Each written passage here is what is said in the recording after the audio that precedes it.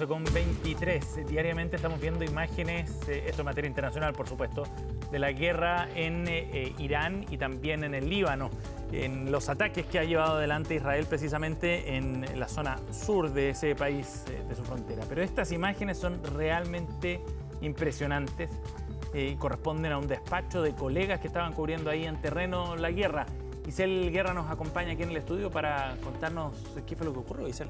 ¿Cómo estás, Seba? Sí, esta imagen ha estado dando la vuelta al mundo por esta última hora y da cuenta de la presencia de dos periodistas del medio Russia Today que estaban haciendo una especie de reporte, ¿no?, en el sur del Líbano en medio de los combates entre Israel y Hezbollah, y es cuando precisamente ocurre esa explosión a unos 10 metros aproximadamente donde estaba precisamente este equipo y que de hecho es captada por las imágenes de esta cámara. Y allí, por cierto, se dimensiona también lo que ocurre al sur, en la frontera entre Líbano e Israel durante estas últimas semanas. Steve Whitney y su camarógrafo Ali Rada resultaron heridos precisamente por el disparo de lo que señalan es un misil cerca del puente de Al-Qasmiyya, cerca de una base militar local, en lo que ya está acusando esta cadena de televisión como un ataque deliberado, teniendo en cuenta que ellos estaban portando, ¿no?, las credenciales de prensa y que de hecho allí lo vemos en las imágenes, ocurre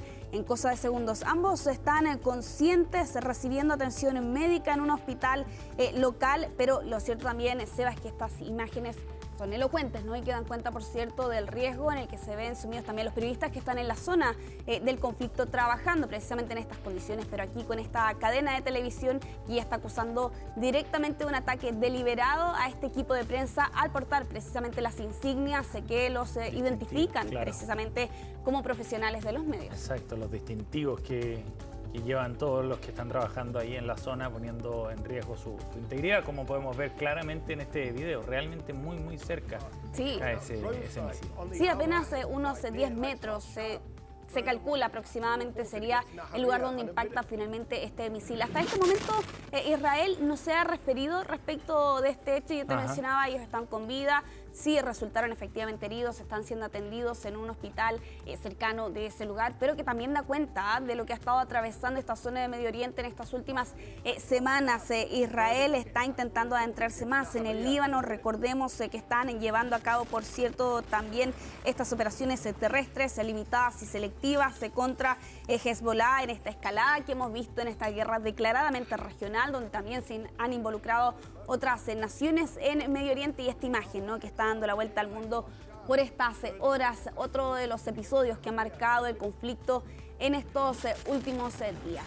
Vamos a quedar a la espera, por cierto, de reacciones que puedan llegar desde Israel durante esta jornada en medio de la situación en el Medio Oriente, pero vamos a avanzar. Hay más noticias por revisar a esta hora porque lo hemos estado hablando, ¿no? Este reporte del medio de New York Times que apuntaba que la Casa Blanca había planteado como exigencia para llevar a cabo estos diálogos y con ello una especie de cambio de régimen en la isla con la salida del actual presidente Miguel Díaz-Canel. Bueno, ahora la Casa Blanca ha desmentido totalmente esa información que ha surgido de parte de este medio estadounidense, y de hecho precisamente era Marco Rubio, el secretario de Estado de Estados Unidos, quien a través de su cuenta de redes sociales publicaba lo siguiente: la razón por la que tantos medios de comunicación estadounidenses siguen publicando noticias falsas como esta es porque continúan basándose en charlatanes y mentirosos que afirman estar bien informados. En esa misma línea también el director de comunicaciones de la Casa Blanca, Charlie Stadler, acusaba el uso de fuentes desinformadas. Lo que planteaba aquí Stadler, los únicos que conocen la situación en Cuba son el presidente Trump y Marco Rubio. Sus periodistas, y cito textual, unos vagos, se basaron en fuentes desinformadas que no saben nada de lo que está pasando. Bueno, New York Times ha respondido precisamente a estas declaraciones y sobre todo acusaciones que lanzan figuras de la administración, y aquí defienden la veracidad de la información, apuntando a que está basada en conversaciones con 4 personas familiarizadas con las conversaciones de Estados Unidos. Todo esto en medio también de lo que hemos visto en esta última semana, particularmente entre Estados Unidos y Cuba, y con declaraciones que ha lanzado en más de alguna oportunidad el presidente de Estados Unidos, Seba. Vamos a seguir pendientes, por cierto, de la situación que está ocurriendo en la isla en medio de los apagones, que ya pareciera haber retornado cierta normalidad respecto de hace algunos días atrás, pero con el foco puesto sin duda en las declaraciones del presidente de Estados Unidos. Claro que sí, normalidad entre comillas, digamos, una situación bien inestable que está viviendo Cuba, sobre todo después de la caída de Maduro en Venezuela. Isel Guerra y las noticias internacionales. Gracias, Isel. Nos vemos ahora, que estés bien.